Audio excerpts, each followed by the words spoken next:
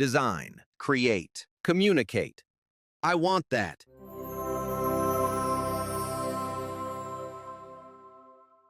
Welcome to week 4 of BUSI 2315, where we're diving into one of the most critical topics in entrepreneurship: organizing a business and developing a comprehensive business plan.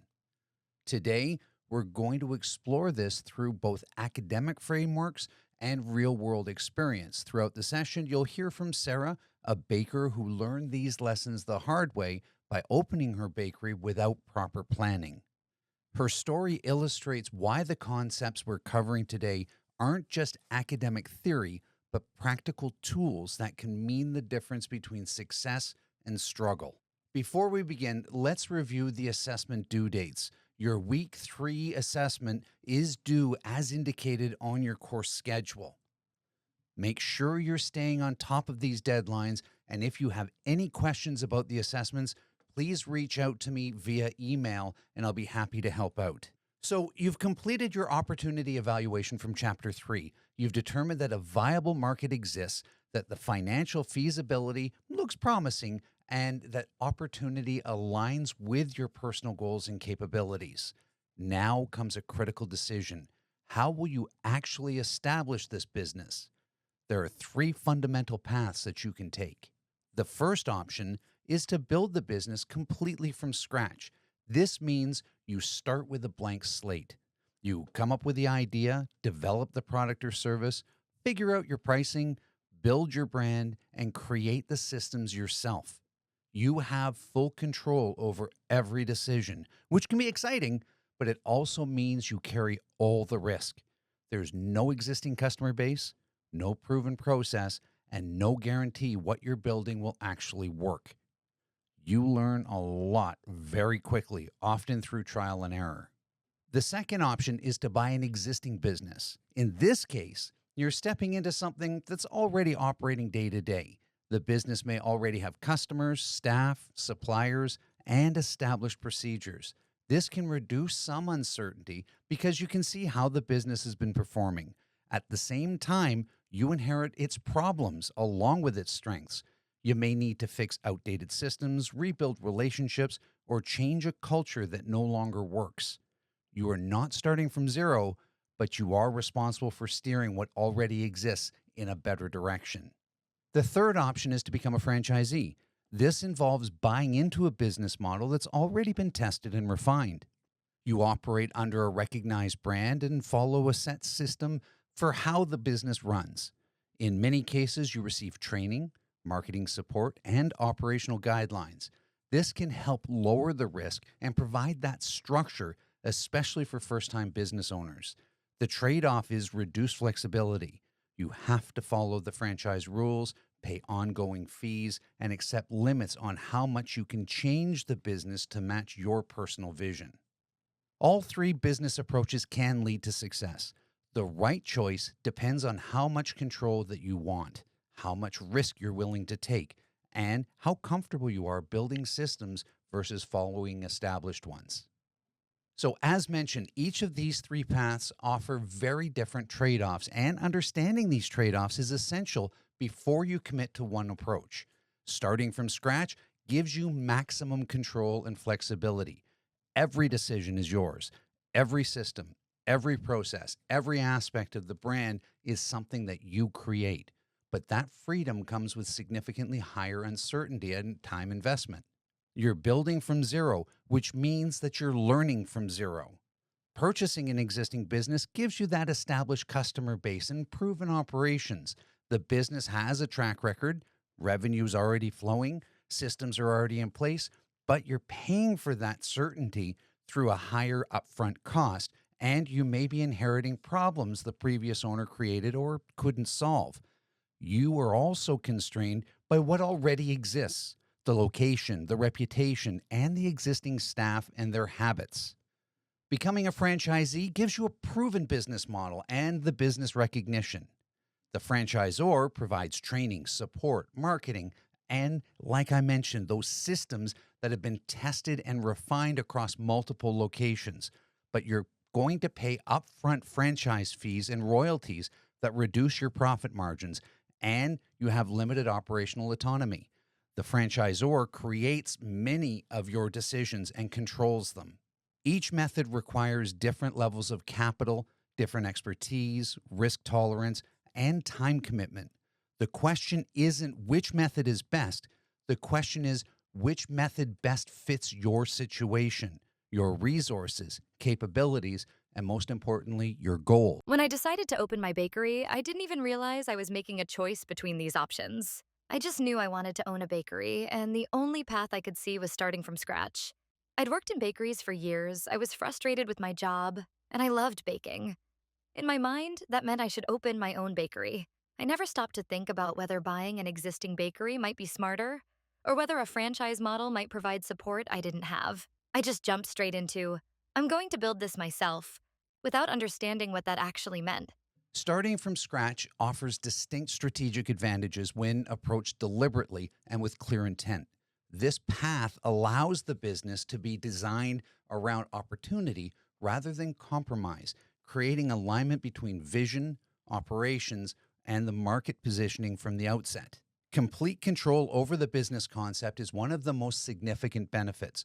The entrepreneur defines the nature of the offering, selects the competitive environment in which the firm is going to operate, identifies the specific market to be served, and determines the appropriate scale of operations. This level of control makes it possible to position the business precisely where unmet demand or strategic opportunity exists, rather than inheriting assumptions, constraints, or those marketing positions that are shaped by a previous owner. The physical infrastructure can also be designed to support efficiency and strategy rather than adapted after the fact. Facility location, building style, interior layout, and the equipment choices can be selected to match the workflow requirements, production capacity, and customer expectations. Unlike an acquisition where physical constraints often dictate the operational decisions, a startup allows every physical element to reinforce the intended operating model and the long-term growth paths. Inventory decisions further illustrate the value of a clean start. New ventures are not burdened with the legacy stock that may be obsolete, slow-moving, or misaligned with the current market demand. Instead, inventory can be selected intentionally based on customer needs, the pricing strategy, or turnover objectives. This reduces financial risk, improves cash flow efficiency, and ensures that capital is invested only in products that support the chosen marketing position from day one. Looking back, I realize I chose starting from scratch by default, not by strategic decision. I didn't evaluate my options. I didn't consider that my lack of business management experience meant I'd be learning everything the hard way. I didn't think about whether the established customer base of an existing bakery might have been worth the higher purchase price. I didn't realize that franchise support might have prevented the countless mistakes I made in my first 2 years. I just assumed that because I could bake, I should build a bakery from scratch.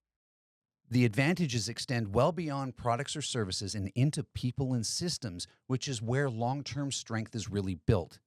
When you start from the ground up, you can select and train employees according to your own standards, values, and ways of working right from the beginning. There's no need to undo habits formed elsewhere or spend time retraining people who learn different methods under different expectations. You're not managing resistance to change or trying to correct inherited personnel issues. Everyone comes into the organization learning the same language, the same processes, and the same cultural norms from day one. That shared foundation reduces friction, speeds up collaboration, and creates clarity about how work gets done. The same advantage applies to systems and infrastructure. You can design the information systems, technology platforms, and business processes that align directly with your business model and strategic goals. Instead of bolting new tools onto outdated infrastructure or forcing modern workflows into legacy systems, everything is built with intention. Processes, technologies, and data flows are designed to support one another rather than compete for attention or create workarounds. This alignment matters because organizations rarely fail due to one bad decision. They struggle because people, processes, and systems are misaligned. Starting fresh allows you to avoid that trap. You are not trying to change how things have always been done while still keeping the lights on. You're building something coherent where training, culture, systems, and operations reinforce each other instead of pulling in different directions. Over time, this coherence becomes a competitive advantage. Teams will move faster because they're not fighting a system. Decisions are easier because processes are clearer. Growth is more sustainable because new people and new tools fit into an existing structure that was designed intentionally rather than inherited by accident. There's often significant cost advantages. You can reduce costs compared to buying an existing business where you're paying a goodwill premium for the established customer base and brand recognition. You avoid franchise fees and ongoing royalties that can consume a substantial portion of your revenue. The example of Brian Scudamore demonstrates this perfectly. He started a 1-800 Got Junk as an unemployed student with one truck. He couldn't afford to buy an existing junk removal business or a franchise. But by starting small and growing organically, he built the company into the largest home junk removal service in Canada and the United States through strategic expansion over time. Starting from scratch allowed him to scale at his own pace, reinvesting profits rather than paying them out in franchise royalties or loan payments for purchasing an existing business. I did experience some of these advantages, though I didn't appreciate them at the time. I got to design my bakery exactly how I wanted it. I chose equipment that I knew would produce the quality I was aiming for. I hired people who shared my passion for baking. But here's what I didn't understand. These advantages only matter if you know what you're doing strategically. Having complete control is only valuable if you make good decisions with that control. I had freedom, but I didn't have the knowledge or frameworks to use that freedom wisely. Now, let's talk about the disadvantages because they're substantial and there's reasons many businesses started from scratch fail within the first few years. Starting from scratch also introduces significant challenges that must be managed carefully. One of the most substantial is the absence of historical performance data. Without prior records, revenue forecasts, cost projections, and cash flow estimates are based largely on assumptions rather than on evidence. In contrast, established businesses benefit from historical data that reveals what's worked and what's failed, and where adjustments are most effective. The process of assembling physical facilities further compounds this challenge by consuming time and managerial attention. Selecting an appropriate site, negotiating leases, purchasing and installing equipment, navigating permits and inspections all require significant effort. These activities divert focus from revenue generation, marketing, and relationship building, which are often critical during the early stages of a venture. Instead of concentrating on growth, founders may find themselves managing contractors, suppliers, and regulatory requirements, extending the timeline before their business becomes fully operational. Every single one of these disadvantages hit me hard. I had no historical data, so my revenue projections were just wishful thinking. I spent 3 months getting my bakery ready to open. 3 months of rent and expenses with zero revenue. I thought I'd figured out efficient operations, but in the first week, I realized my kitchen flow was terrible and my staffing was completely wrong. My bank didn't trust me, so I had to personally guarantee everything and pay higher interest rates. And the biggest shock? I'd assumed that because Barrie had a population of 150,000 people, there'd be plenty of customers for my bakery. I never did the actual market analysis to determine how many of those people would actually buy artisanal baked goods, or how much of that market my competitors already captured, or what share I could realistically get. I learned about insufficient demand the hard way, by watching my projections fail month after month. New businesses almost always run into startup headaches.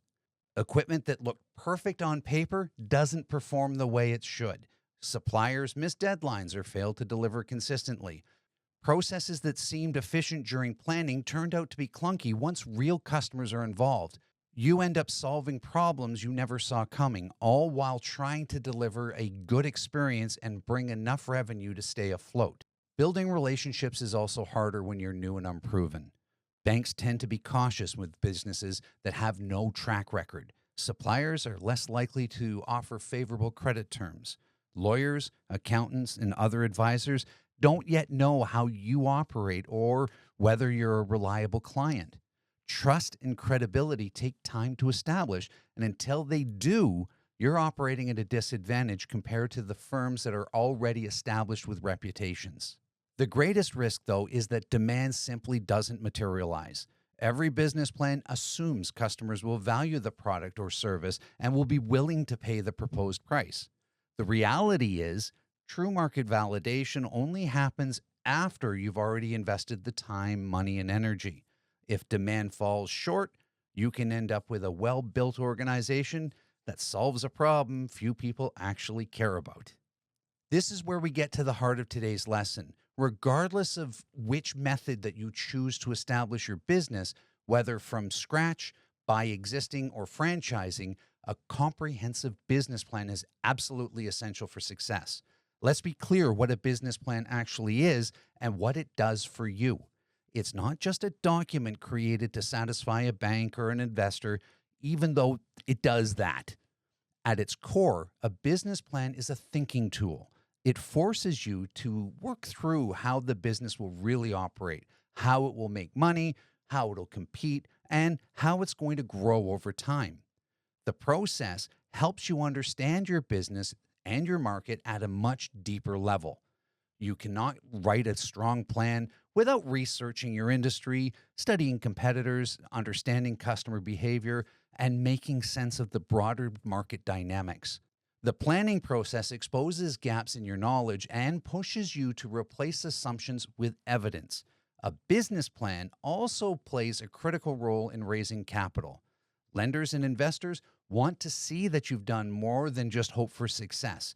They look for clear logic, realistic financial projections, and decisions grounded in research.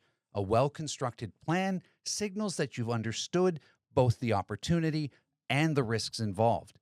Planning also brings structure to the business. It clarifies what resources are required, how operations will function, and what needs to be in place to launch and sustain the venture. Ideas become organized into actionable steps rather than remaining abstract concepts. Beyond operations, the plan helps to turn ambitions into goals. Short-term and long-term objectives become specific and measurable, giving you benchmarks against which to track progress. This clarity makes it easier to adjust when conditions change. Most importantly, a business plan tests whether the idea is actually viable. It surfaces weaknesses, unrealistic assumptions, and potential failure points before significant time, money, and energy are committed. Discovering problems on paper is far less costly than discovering them after you've already invested everything. I wrote something I called a business plan, but honestly, it was just a loan application. I projected the revenue I needed to make the loan work, not revenue based on actual market analysis. I estimated expenses by guessing what seemed reasonable. I wrote a mission statement that sounded nice, but didn't actually guide any decisions. The whole thing took me maybe 2 days, and most of that was formatting it to look professional. If I'd actually done what Keith is describing, if I'd genuinely worked through every aspect of the business systematically, I would have discovered that my concept wasn't viable as designed. I would have learned that my target market was too small, that my pricing couldn't support my cost structure, that my competitive advantage was imaginary. Those discoveries would have been painful, but finding them out on paper would have been so much less painful than learning them while watching my business struggle for 3 years. The business plan serves two distinct but equally important functions. Internally, the business plan serves as a blueprint for your operations. It allows you to assess performance over time against projected benchmarks. Are you hitting your revenue targets? Are your expenses in line with the projections? Is your market share growing as planned? Your business plan provides the baseline for measuring progress. Externally, the business plan is scrutinized by lenders and investors prior to funding decisions. They evaluate collateral sufficiency. Externally, the business plan is scrutinized by lenders and investors prior to funding decisions. They evaluate collateral sufficiency, cash flow adequacy, management capability, competitive positioning, and market opportunity. Your business plan needs to convince them that you understand the business and that their investment or loan has a reasonable probability of generating the returns they require. And critically, Business plans must be updated regularly to reflect the changing market conditions, competitive dynamics, regulatory changes, and the actual business performance. A business plan isn't a document that you write and file away. It's a living tool that evolves as your business and market evolve. Here's something crucial that many entrepreneurs don't understand. The business plan should be prepared by you, the entrepreneur, as the primary author, rather than delegating it entirely to consultants, advisors, or generative AI. You can absolutely get help, and you should.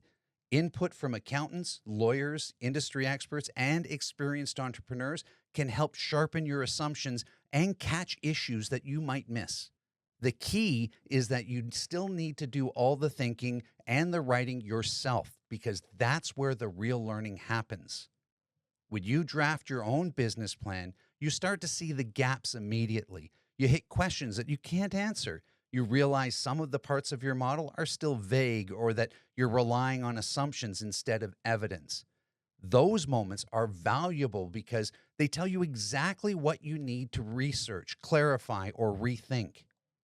If someone or something writes the plan for you, you may end up with a professional looking document, but you miss the deeper understanding that comes with working through the logic yourself. A practical plan also needs structure so it can get finished. Build in timelines and milestones and break each major section into smaller tasks that you can complete in short working sessions. Don't try to write the entire plan in one sitting. Work through it step by step, section by section, and give yourself time to gather the proper research as you go. Now, let's work through the essential components of a comprehensive business plan. The executive summary and background provides a synopsis of the highlights, addresses key issues of interest to the readers, and generates interest in the full plan. This is written last but appears first. It's typically 1 to 2 pages maximum and needs to compel the reader to continue through your full plan. Think of it as a movie trailer for your business. The description of the management team provides background on you and your team, highlighting relevant experience, technical expertise, and most importantly, industry knowledge. Investors often say they invest in people that know more than ideas. This section needs to convince readers that your team has the capability to execute this plan. Business objectives articulates your firm's mission and vision statements and the core values. It also states quantitative objectives for your first year and subsequent years, including specific targets for revenue, profitability, and market share. Vague goals like be successful simply won't cut it. You need to create concrete, measurable objectives. This is where my business plan was weakest. I had no clear concept of my target market beyond people in Barrie who like good baked goods. I didn't segment the market. I didn't identify specific customer types. I didn't understand purchasing habits. I assumed everyone would want what I was offering. And my marketing program? I literally thought, make great products and people will come, was a marketing strategy.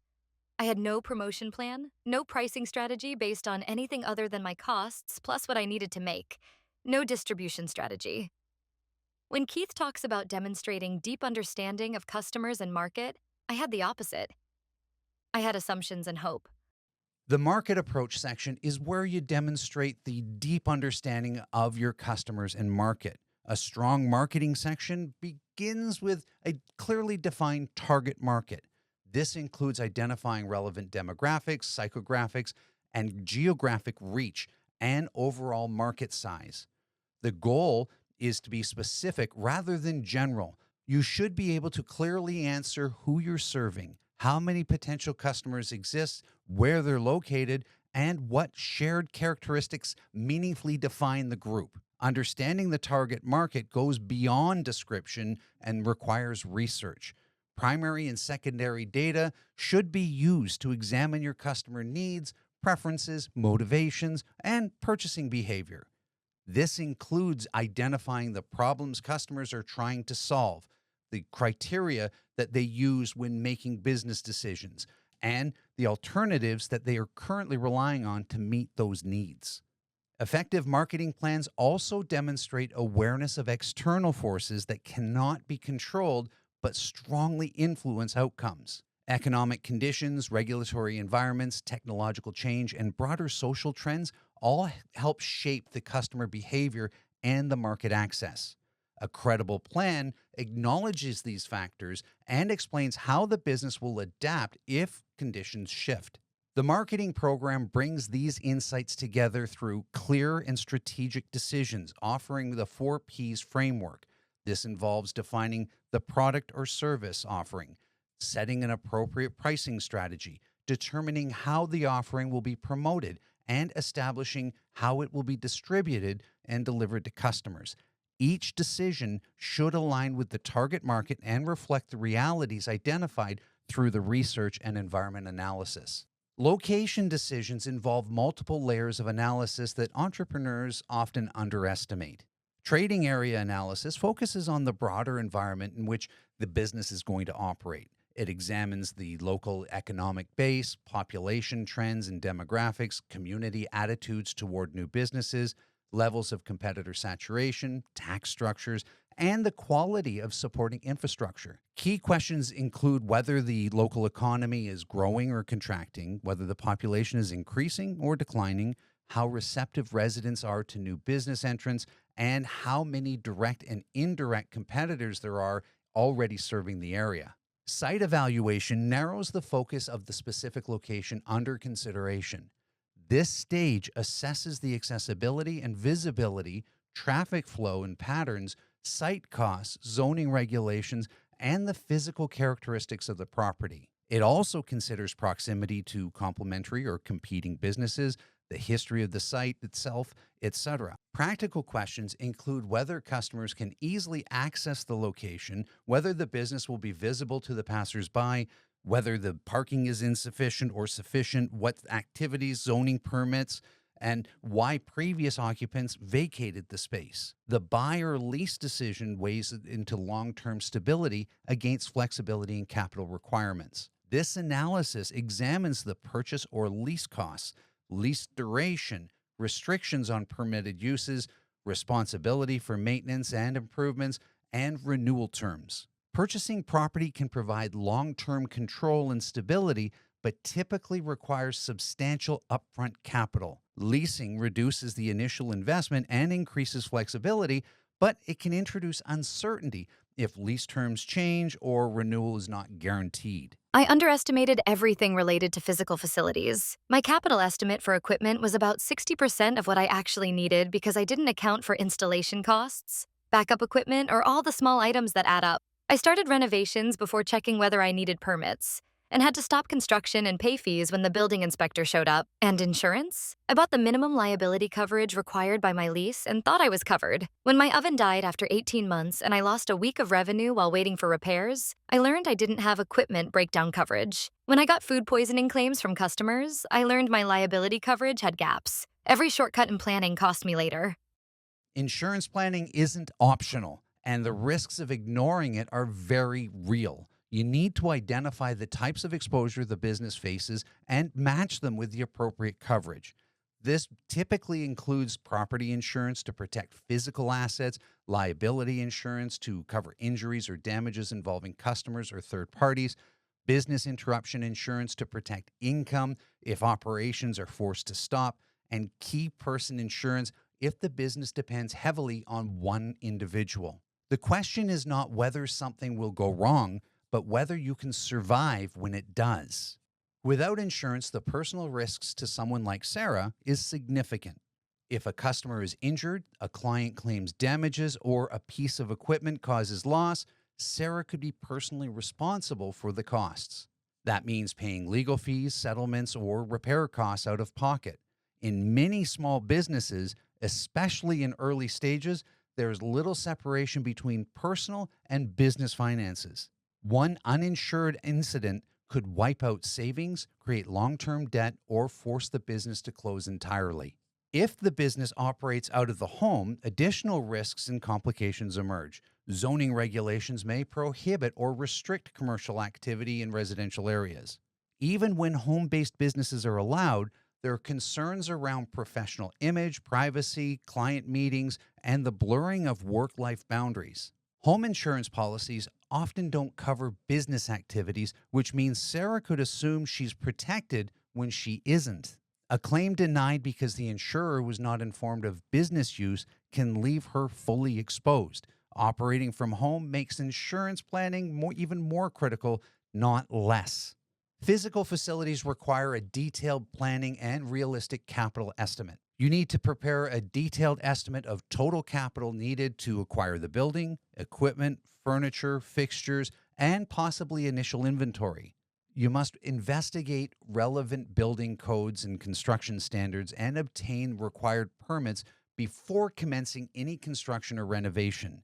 Many entrepreneurs discover too late that their planned renovations violate code or require permits that they didn't know they needed. The financial section of a business plan must clearly outline capital requirements, separating startup costs from working capital needs.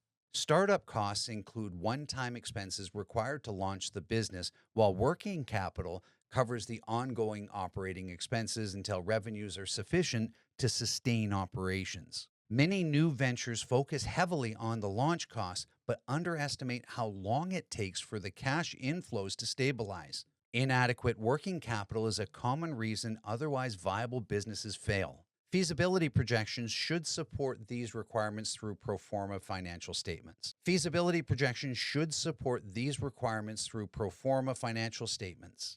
This includes projected income statements and detailed monthly cash flow forecasts that reflect realistic sales assumptions, expense timing, and seasonality. These projections demonstrate whether the business can survive the early stages of operation and reach break even. The plan must also clearly identify sources and types of financing. Debt and equity funding should be distinguished with specific details provided for each. For debt financing, proposed collateral and repayment terms should be stated. For equity investment, the expected return and time horizons should be realistic and defensible. Overly aggressive return claims undermine the credibility and signal poor financial judgment. Finally, the plan should explain how financial management will be handled. This includes the accounting and bookkeeping systems that will be used, internal controls to reduce the risk of error or fraud, and financial reporting procedures. Investors also expect performance evaluation through relevant financial ratios and comparisons to industry benchmarks. Demonstrating that projected margins, cost structures, and expense ratios align with industry norms shows that the financial assumptions are grounded in reality rather than in optimism. Risk assessment was completely absent from my planning. I never asked what-if questions. What if my revenue projections are too optimistic? What if a competitor opens next door? What if my oven breaks down? What if I lose my one wholesale customer who represented 40% of my revenue? What if flour prices spike? I didn't have contingency plans because I didn't systematically think through risks. When problems happened, and they always do, I was scrambling to react instead of executing a prepared response. The business plan should have forced me to think through scenarios before they became crises. The personnel section should clearly explain how the organization will be structured and managed. This includes outlining reporting relationships, key roles, and lines of responsibility so it is clear who reports to whom and how decisions are made. Even in small businesses, clarity around structure helps prevent confusion and supports accountability as the organization grows. Personnel policies should define hiring standards, workplace expectations, performance management, and compliance with employment regulations. These policies signal how the businesses intend to operate and what it expects from the employees in terms of professionalism, conduct, and contribution. Compensation and benefits must be addressed realistically and competitively. This includes wage or salary structures, incentives, and any benefits offered aligned with the industry norms and the financial capacity of the business. Recruitment strategies should explain how talent will be attracted and selected, particularly for roles that are critical to service quality or operational success. Training and development programs are equally important. The plan should describe how new employees will be onboarded, how skills will be developed over time, and how performance will be supported and improved. Effective training reduces errors, improves consistency, and helps retain staff by demonstrating investment in their growth. Legal structure and compliance requirements are often underestimated until a mistake becomes costly. The business plan should clearly explain the chosen legal structure and the reasoning behind it. A sole proprietorship is the simplest option but offers no separation between personal and business liability. Partnerships share ownership and responsibility, which means shared risk. Corporations create a separate legal entity that limits personal liability but introduces greater administration and reporting complexity. Cooperatives offer a member owned organization, while joint ventures are formed to pursue specific strategic opportunities. Each structure carries different tax implications, liability exposure, and governance obligations that must be considered and understood in advance. Compliance obligations should be addressed across all levels of government. At the federal level, this includes business registration, GST or HST registration, import or export permits where applicable, and any industry specific federal licenses. Failure to meet federal requirements can result in fines, audits, or forced shutdowns. Provincial or territorial requirements also must be identified. These commonly include business registration, sector specific licensing for regulated industries such as food service, healthcare, or construction, registration with the workers' compensation boards, etc. Requirements vary significantly by province and cannot be assumed to be uniform. Municipal compliance adds another layer of responsibility. Local governments control zoning approvals, business licenses, building permits, and signage regulations. Even a fully registered business can be prevented from operating if a municipal rules are not satisfied. Finally, the plan should address intellectual property protection. This includes trademarks to protect the brand names and logos, patents for inventions or processes, copyrights for creative content, and trade secrets for confidential methods or data. Identifying which competitive advantages require legal protection helps prevent imitation and preserves the long term value. Risk assessment is the section where strategic thinking becomes visible. It shows what the business is not relying on best case assumptions, but is actively considering what could go wrong and how these risks will be managed. This section should outline clear contingency plans for business specific risks. For example, if a major competitor responds to a market entry with aggressive price cuts or increased marketing, the plan should explain how the business will protect margins. If a key customer represents a large share of revenue, the assessment should address how customer concentration risk will be reduced through diversification or alternative revenue streams. The loss of a primary supplier can disrupt production or service delivery, so contingency plans might be including secondary suppliers, inventory buffers, or alternative sourcing strategies. Regulatory risks should be considered as well.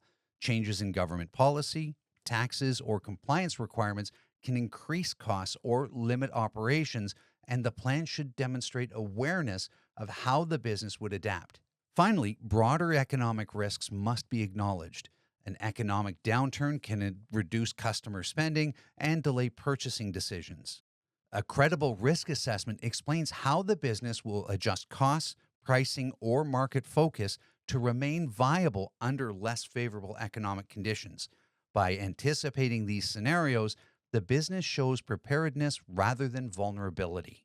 I learned about supplier power when my flour supplier raised prices by 30% with 2 weeks' notice. I was locked in because switching suppliers meant changing my recipes, and my customers had come to expect specific flavors and textures. I had high switching costs. Later, I developed relationships with 3 different suppliers and standardized where I could. When one supplier had problems or raised prices, I had options. But in my first 2 years, I was at their mercy because I hadn't understood supplier power. Industry level risks also require deliberate planning, and this is where Porter's Five Forces framework becomes particularly valuable. Rather than reacting to competitive pressure as it emerges, the framework provides a structured way to anticipate where pressure is most likely to come from and how it will affect profitability. Five forces analysis examines rivalry among existing competitors, the threat of new entrants, the bargaining power of suppliers, the bargaining power of buyers, and the threat of substitute products or services. Each force highlights a different source of risk that can reshape industry dynamics and alter competitive balance. By analyzing these forces in advance, businesses can develop contingency plans tailored to industry specific threats. Intense rivalry may require differentiation or cost control strategies. A low barrier to entry may demand brand building or scale advantages. Strong supplier or buyer power, for that matter, may require diversification, integration, or contractual protection. High substitution risk may signal the need for innovation or repositioning. Understanding each force in detail allows the business to move beyond generic risk statements and toward informed strategic responses. This makes five forces analysis not just an academic exercise, but a practical tool for anticipating industry challenges and building resilience in the business plan. Porter's Five Forces is a structured framework developed by Michael Porter to analyze the competitive forces that shape each industry and influence long-term profitability. It's not simply an academic concept. It's widely used in real business settings to assess competitive pressure and strategic positioning. The framework examines how five forces interact to determine the overall intensity of competition within an industry. By understanding these forces, entrepreneurs can better anticipate competitive behavior, identify structural risks, and position their businesses in ways that protect margins and support sustainable growth. Each force can be evaluated as weak, moderate, or strong. The combined strength of five forces determines overall industry attractiveness. When several forces are weak, firms may have a greater pricing power and stronger profit potential. This analysis should be incorporated into a risk assessment section of the business plan and paired with clear contingency strategies. The goal is not to simply label each force, but to explain how the business will respond to those that possess the greatest threat. This transforms five forces from that descriptive model into an actionable strategic tool. Substitutes in the bakery industry include grocery store bakery sections, home baking, and even restaurants that serve bread. The threat was moderate. When I raised prices to improve margins, some customers switched to buying from grocery stores instead. When the economy got tight, people baked at home more, rather than buying from me. I needed to maintain a price-performance ratio that made buying from me more attractive than these substitutes. That meant excellent quality, yes, but also convenience, variety, and experience. I eventually created an atmosphere in my bakery that grocery stores couldn't match. That reduced the substitution threat. Rivalry is strongest when many competitors of similar size and capability are making it difficult for any single firm to dominate. Slow industry growth intensifies competition because firms must steal customers from one another rather than grow alongside expanding demand. Competition also becomes more aggressive when the products are poorly differentiated and customers view offerings as interchangeable, pushing firms toward price-based strategies. High fixed costs create pressure to maintain capacity utilization, while high exit barriers keep firms in the market even when profitability declines. Intense rivalry places significant pressure on businesses' performance. Price wars can quickly erode margins, while increased spending on advertising and promotions raises operating costs. Firms may be forced to innovate rapidly simply to maintain competitive parity rather than create meaningful advantage. Over time, sustained rivalry tends to compress profit margins across the entire industry, reducing overall attractiveness and increasing strategic risk. Strategic responses to intense rivalry focus on reducing direct price competition and creating defensible differentiation. Competing quality, service, and experience helps shift competition away from price alone. Strong brand identity can help foster customer loyalty and reduce sensitivity to competitors' promotions. Loyalty programs and value added services increase switching costs, making it less attractive for customers to move between providers. Firms may choose to concentrate on narrowly defined niche markets where they can build dominance rather than competing broadly across the entire industry. Developing unique features or bundled services further reinforces differentiation and limits direct comparability. The fast food industry provides clear illustration of intense rivalry.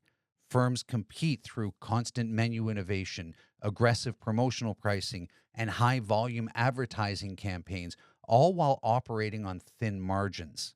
Because many competitors offer similar products or customers can switch easily, rivalry remains strong and persistent, shaping both strategic behavior and profitability across the industry.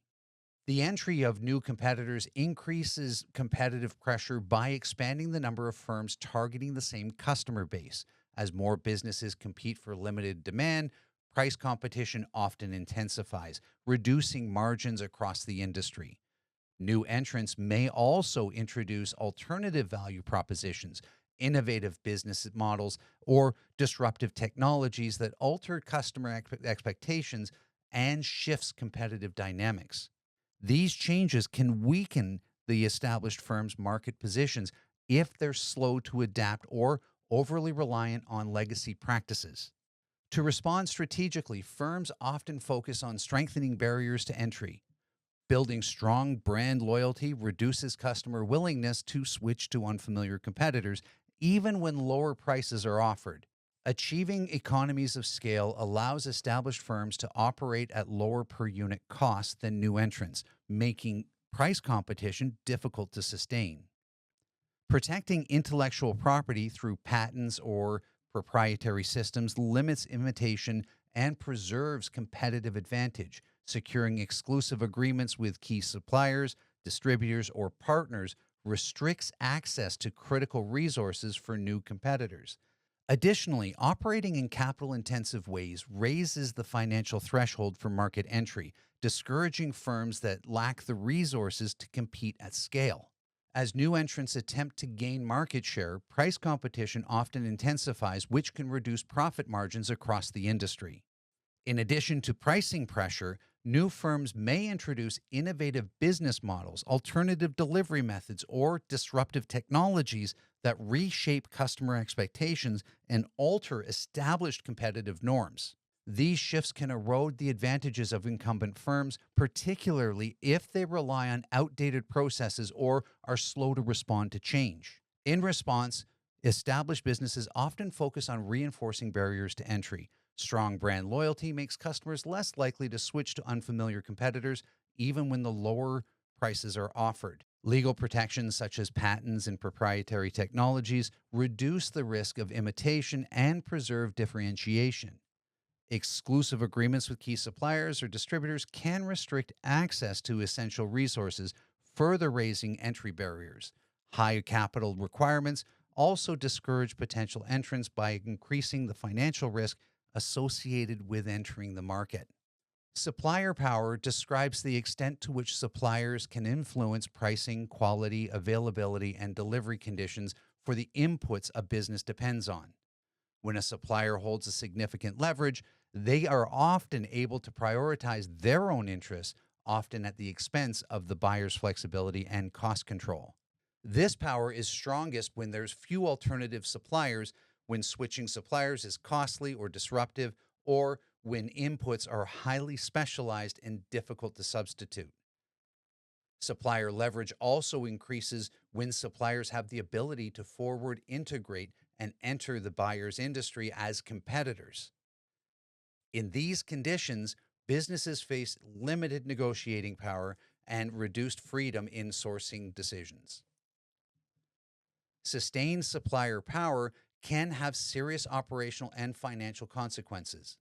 Rising input costs directly compress profit margins, while declines in input quality can undermine product or service performance.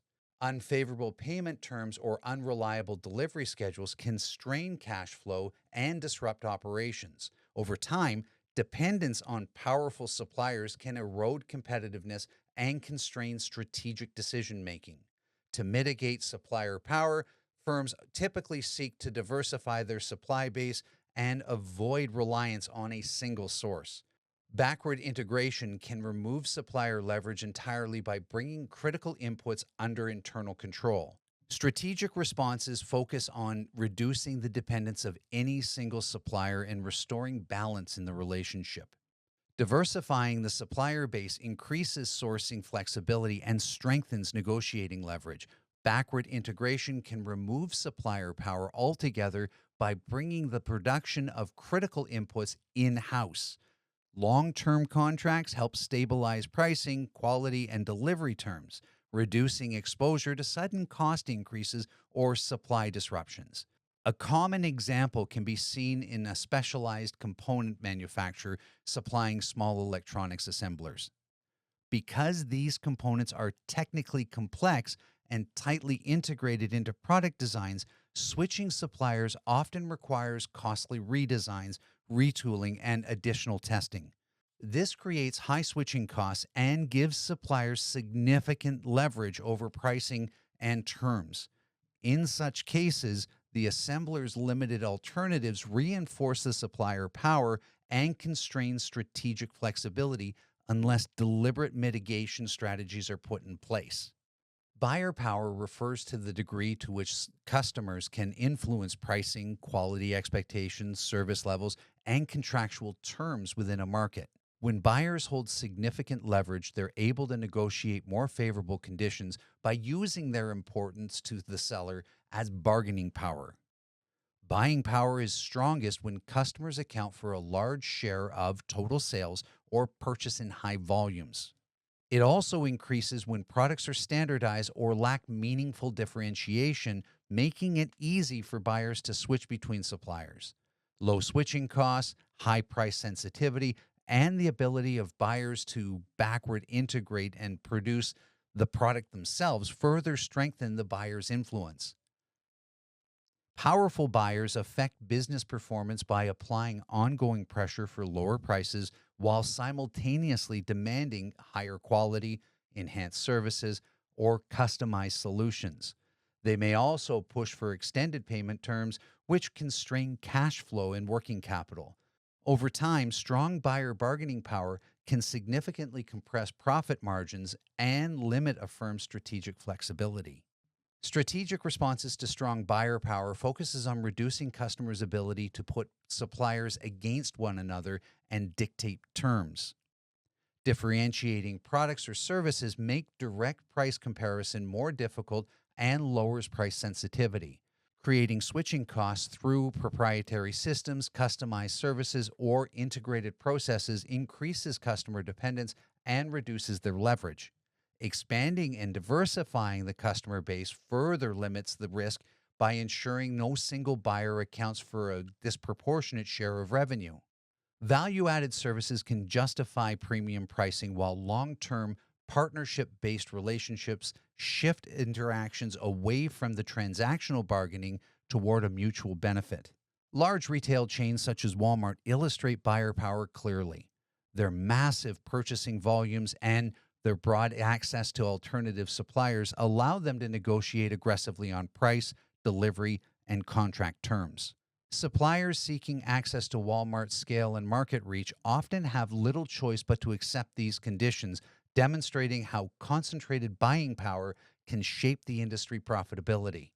The threat of substitution refers to the presence of alternative products or services that meet the same customer need through different means, often originating outside the industry's traditional boundaries. These substitutes limit the strategic freedom of firms by offering customers viable opportunities and alternatives that perform similar function. The threat is strongest when substitutes provide a compelling price performance trade off, making them attractive relative to existing offerings. Low switching costs, a high willingness among customers to change behavior, and rapid improvement in substitute technologies further intensify substitution pressure.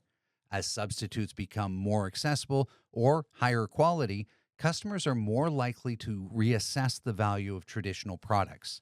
Substitution places a natural ceiling on pricing as firms risk losing customers if prices rise beyond what substitutes justify. It can also reduce overall demand for industry products as customers migrate to alternative solutions. In extreme cases, disruptive substitutes can fundamentally reshape markets or render entire industries obsolete if the incumbent firms fail to adapt. Strategic responses to substitution focuses on making alternatives less attractive by strengthening the value customers receive. Improving the price to performance balance helps to ensure that substitutes don't offer the clearly superior option. Continued investment in innovation allows firms to stay ahead of emerging alternatives rather than reacting after customers have already begun to switch. Clear communication about unique features, outcomes, or experiences that substitutes cannot match reinforces differentiation. At the same time, fostering loyalty and embedding the product or service into a customer's routine reduces the likelihood of switching, even when alternatives are readily available. Examples of substitution are visible across many industries. Streaming services displace traditional cable television by prioritizing convenience, flexibility, and on demand access. Email replaced the reliance of the postal service by delivering speed and cost efficiency. Smartphones absorbed the functions of standalone cameras, GPS devices, and music players into a single platform. Video conferencing has reduced the need for businesses to travel by enabling effective collaboration at a far lower cost. In each case, substitutes did more than compete. They redefined the customer's expectations and permanently transformed or eliminated existing industries. Now, let's talk about how you can actually use this framework in your business plan.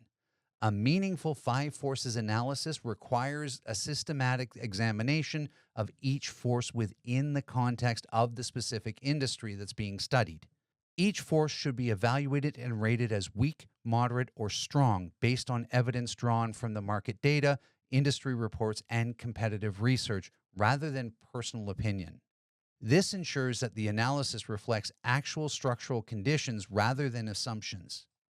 Once each force has been assessed, attention should be directed toward identifying which forces pose the greatest risk to profitability and long-term sustainability. In some industries, supplier power may exert the most pressure. In others, intense rivalry, low barriers to entry, or the threat of new entrants may be the dominant concern. Recognizing which forces matter most allows organizations to prioritize their strategic responses effectively. It's equally important to identify forces that create strategic opportunities. Weak buyer power, limited substitutes, high barriers to entry can provide favorable positioning and protect margins. These conditions represent structural advantages that firms can leverage to strengthen competitiveness and capture greater value within their industry. An effective business plan translates five forces analysis into actionable strategy. For each force assessed as strong, clear mitigation strategies should be defined to reduce exposure and limit potential impact. For forces assessed as weak, strategies should focus on exploiting these conditions to strengthen competitive position and improve profitability. Identifying the forces alone is insufficient. The plan must explain clearly how the business will respond to each force in practical terms. The analysis should be embedded within the risk assessment section and supported by the specific contingency plans. Strategic responses should address the plausible scenarios such as intensified rivalry, increased supplier pricing, or the entry of competitors using disruptive technologies. By outlining how the organization will respond under each scenario, the business demonstrates preparedness and strategic discipline rather than reactive decision making. Five forces analysis should be treated as a living framework. Industry conditions, competitive behavior, customer expectations, and technological developments evolve continuously. Regularly revisiting and updating the analysis ensures strategic decisions remain aligned with the current realities and that emerging risks and opportunities are identified before they're materially affecting performance. Sarah's story illustrates a truth that's both sobering and empowering. She was a skilled baker. She was passionate about her craft. She worked incredibly hard. She had good intentions. But none of that was enough because she lacked the frameworks to channel her skills, passion, and effort effectively. Skill without strategy is just activity. Passion without planning is just hope. Hard work without frameworks to guide that work is just exhaustion. The frameworks we've covered today, opportunity evaluation, method selection, business planning, component analysis, competitive forces assessment, these aren't academic exercises. They're tools that transform entrepreneurial energy into strategic action. Here's the question I want you to carry forward. Are you in love with your business idea, or are you committed to building a successful business? There's a difference. Being in love with an idea means defending it against evidence, ignoring problems, and persisting even when strategic analysis suggests you should pivot. Being committed to building a successful business means being willing to test your assumptions, acknowledge flaws, and change your approach based on what you learn. The frameworks don't exist to kill your dreams. They exist to help you build sustainable businesses rather than beautiful failures. Some ideas will pass through systematic evaluation and emerge as viable opportunities worth pursuing. Others will reveal fundamental flaws that can be fixed with strategic adjustments. Still others will prove unviable, and discovering that before you invest years of your life is a gift, not a disappointment. Sarah eventually succeeded, but only after she learned these frameworks and completely redesigned her business based on systematic analysis. She could have saved herself 3 years of struggle by doing that analysis first. So I'll close with this challenge. Whatever business idea you're considering, whatever entrepreneurial venture you're planning, whatever dream you're pursuing, have the courage to test it systematically. Write the business plan, do the market analysis, evaluate the competitive forces, run the financial projections realistically. Be honest about gaps in your capabilities. Identify the risks and plan contingencies. If your idea survives that scrutiny, pursue it with confidence, knowing you've done the work to increase your probability of success. If your idea doesn't survive that scrutiny, be grateful you discovered it on paper rather than in practice. Either way, you'll be making informed decisions rather than emotional ones. That's the difference between entrepreneurship and gambling. Entrepreneurs take calculated risks based on systematic analysis. Gamblers take blind risks based on hope. Which one do you want to be? Thank you for your attention today. I look forward to seeing your business plans as you work through this process yourselves.